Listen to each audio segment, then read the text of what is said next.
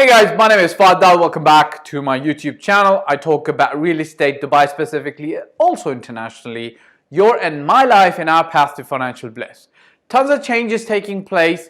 I am going to bring to you some information that I hope that you'll be able to benefit. I want to talk about 3 points, specifically speaking, if you're looking at deals right now in the Dubai market or globally or anywhere. 3 particular points that you will be able to apply to benefit, safeguard yourself from unnecessary risk, and perhaps save some money in your pocket. Any money saved is money made, specifically in real estate. Check this out. So it's no secret, when you approach an agent or somebody who's representing a developer or representing the seller, they're going to try you sell that property as if it's the next best thing after sliced bread, right? In that same rhythm and in that same spirit, we as agents, regular people in the market, also get approached by developers, right? So the developers will quote us in the same way. They'll tell us, look, you should be selling our properties because we've got the best selection, the best furnishing, the best payment plans, and we'll take care of your customers. So if you bring them to us, we'll make sure that they get taken care of. Now, obviously, this is not a new thing that I've not heard before. A lot of developers promise that, but being in the market, being in real estate specifically for 14 years, and the Dubai market specifically since 2007, obviously, I've learned a lot about developers and who are the ones who fulfill their promises and who are the ones who don't. But today I was in one such meeting with one of the largest private developers in Dubai. I'm not going to say good or bad. They are one of the largest private developers, but I'm just going to share with you some information that I got from that meeting that I'm going to now start benefiting my clients with, and perhaps you can also start utilizing and benefiting yourself, even if you're not my client right now. That's fine. Use it to your benefit. So the 3 things that came out from this is, number 1, buy only ready or very close to ready properties. Now, if it wasn't very painfully obvious already, under the current circumstances, there's a ton of developers that are delivering projects right now that they've not sold out completely in 2015, 16, 17, 18, and 19. A lot of developers, what they were doing is they were staying, I don't want to use the word stubborn, but they were staying heavy on the pricing. So this is what essentially, I got to digress. I got to get into this information for you to really understand and benefit from this point, okay? So this video might go a little bit longer than it needs to be, but check this out. So developers that launch projects in 15, 16, 17, 18, yeah, that were going to get delivered, let's say 19, 20, 21, etc. What they did was the developers, instead of bringing their pricing down, they just decided that we'll just give you some freebies with it, okay? So we'll give you a DLD waiver, which is generally a 4% registration charges waiver.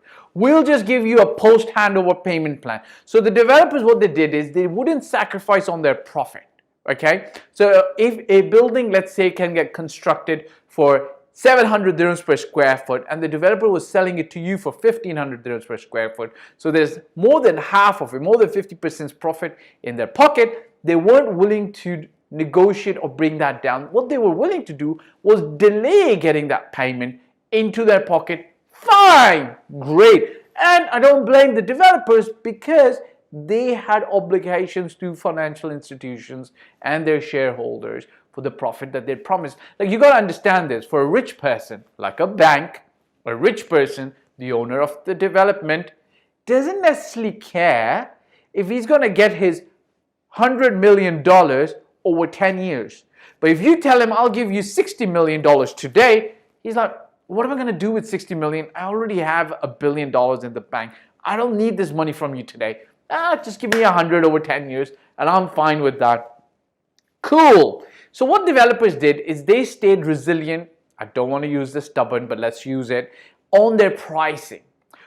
Things are going to change now, right? So this is what's happening. The developers, because they stayed resilient on their pricing and wouldn't get rid of their inventory, and in some cases, to be honest, the developers had made some bad choices bought land at very high prices. So the pricing was high, so they just didn't want to sell it at a loss. End of the story. The bottom line is that they've got inventory still with them, brand new from the developer. Your advantages are many. You save on cost, you get brand new, etc., etc. But the thing is, the developer's situations change now. So instead of the developer thinking, I don't want money, instead of the developer thinking, you can pay me over a long period, the developer kind of just wants to make the sale and get some cash in now, because who knows where this sea outbreak thing goes and where it's going to end, right? So we hope for the best, pray for the best. UAE is really taking care of its people and its citizens and its residents. So the main point is, again, reiterating it, that you should, however, go looking for these deals which are ready or which are very close to getting ready, okay? So what that allows you to do is, it allows you to get the maximum benefit from the properties that are close to getting ready. Now here's a caveat. Now you can still buy from some developers off plan, but they have to be extremely reputable and credible. A developer that comes into mind is Emaar, okay? So they've been around, they've delivered 50,000 plus units, and they always do right by their investors. So you really got to watch out for that kind of, but even with Emaar, you got to watch out what project you're buying, right? Because watch one of my videos, which is how I bought one of my first properties with Emaar in 2008 and what happened with that, okay? But that's a side point. Now, something critical that you must take into account. You as a buyer or a first-time buyer will walk up to a development and agents will sometimes mislead you in terms of when this development is going to get handed over. What do I mean by this? Okay, it takes a little bit of a trained eye to look at the nuances of a building, to walk around in the building and understand, or a project, or a townhouse project of 300, or a villa project, if you can look at it from an aerial point of view. It takes a little bit of training, some expertise and experience. Look, expertise comes from experience, right? For you to be able to accurately assess when this project is going to get delivered, okay? Now here's the scenario, okay?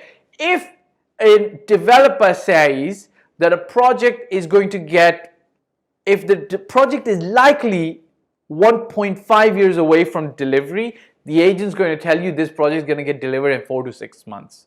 Now, to the untrained eye, now you're probably thinking, hey, if the project's 1.5 years away from delivery, how can the agent fool me by convincing me that they'll deliver in 4 to 6 months? I'll tell you a few tricks that the developers play, okay? The contractors, the builders are told to do this. They're told to get the superstructure up quickly, and they're told to do the outside, the facade, the windows up quickly. And they will prepare one apartment or one development or one townhouse in the entire development where they'll walk you straight up to it. You look at it, it has air conditioning running in it with a generator, of course, and you'll be like, wow, this looks good. And when you walk out, the building looks good. But if you walk into the other floors, you're going to pretty much see a cement structure. Now, the internals of a building take a long time.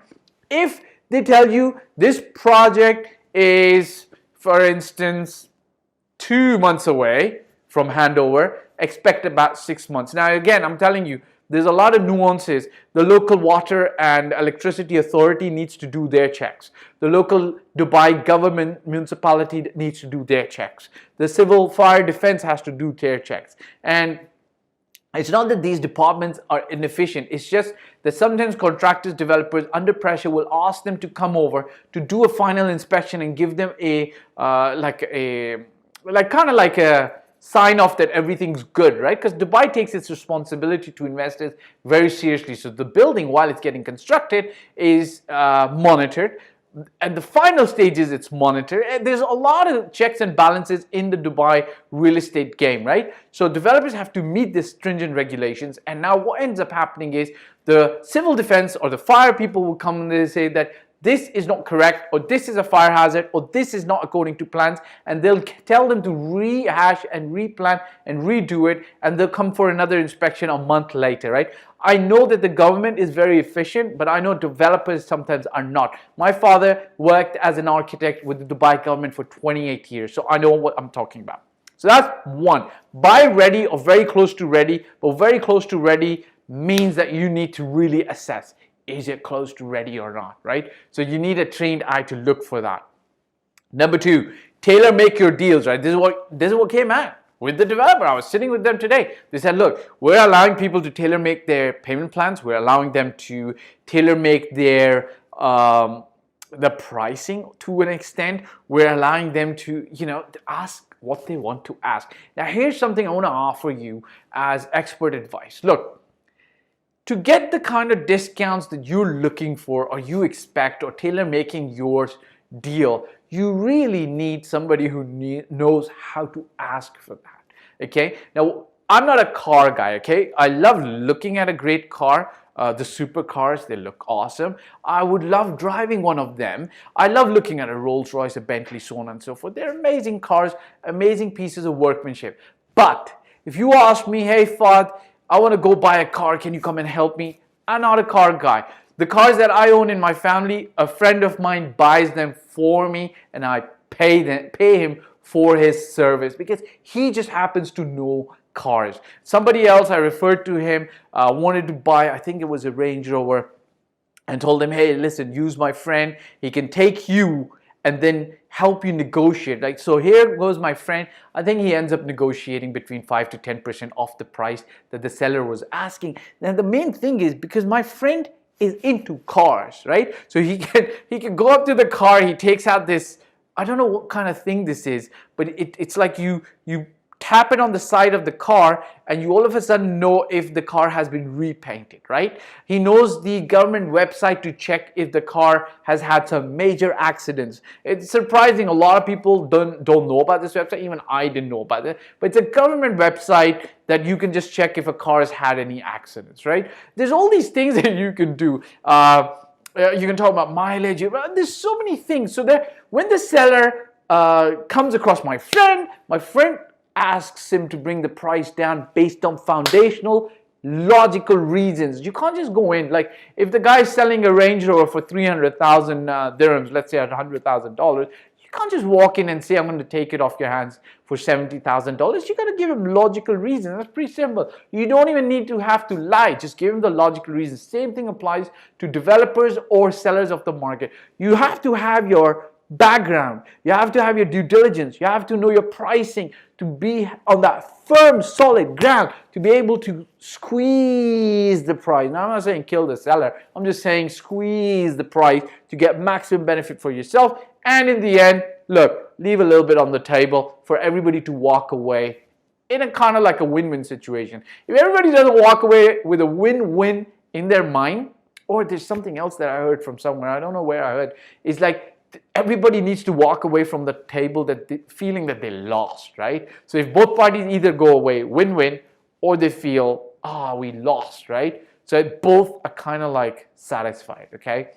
And you need an expert in that middle cushioning that for you, okay? Now, I've got a negotiation product as well that you can purchase. I help you just with the negotiation part. There's a fee involved with it. If you want to just purchase that, reach out to me. Last but not the least, look, deals are available in the market for the taking. Now, I was sitting with this one person who's at the higher up in one of the developers, and he said, look, Fahd, I'll be honest with you, very frank. We had clients coming to us for our grand villas, like we're talking about 8 million, 10 million dirham villas, who were offering us full cash pre-corona, and we were telling them, oops, I never want to say corona, I always want to say pre the C outbreak, and we would give them maximum 5% discount, and we would still make a face. We'd be like, why are you so cheap? You're buying a 10 million dirham villa and you're looking for this discount of $500,000. Why are you cheap? Why are you wasting our time? Right? Like there's like 4 other people who want to buy this ready villa in this amazing luxury community. Why? Oh, why? And the buyer would always feel embarrassed, like, what did I do wrong? I'm just trying to get the best deal for myself and save some money for my future generations, which is fair, I think, right? So the buyers would say, okay, fine, sorry I asked for a 5% discount. Maybe you can give me 2 or 3%, Your Highness. right? That's how they would deal with these developers. And this developer, this gentleman who's in the higher ups of the developer, you know what he told me? Fahd, we are talking 24 to 30% straight up discounts on cash deals. Now they're talking my language because my clients want those deals, right? Now I'm telling you, if they're saying 24 to 30%, I can move in there and squeeze it. I'm not going to say this, right? I'm not going to say 40 to 50%. I don't want you to hold me to this, but I can try and get the best deal for my clients now. So now's the time. One word of big caution though, okay? One word of big caution. I always say this. Even though the market is this and that, there is never a good time or a bad time to buy garbage. You always buy undervalued assets, or you buy assets that others don't want and thus are undervalued, but you don't buy assets that others don't want and are not undervalued and are just simply garbage. You only buy assets which are undervalued and others don't want. You don't buy assets which are undervalued because they're garbage. You need a trained eye to help you to assess those. Check me out, hit the subscribe button, yo, and press the bell icon. If you want to work with me one-on-one, send me a message on WhatsApp. I'm happy to engage with you. There is a fee involved. I do charge for my time to help you. I'll send you the details on how I work with you. If you want free advice and you've got a pertinent question that's generic and others can benefit from it, send it to me on WhatsApp or in the comment section and I will answer. So quick repeat, look, buy ready or close to ready, but assess what on earth is close to ready really means, right? Tailor make your deals and get out your wish list. The deals are there to be taken, but caveat emptor, only buy deals which are undervalued, not garbage, right? All right, ciao for now. Check you out on the flip side. Get in the game to make some money, yeah? Get in the game. Bye.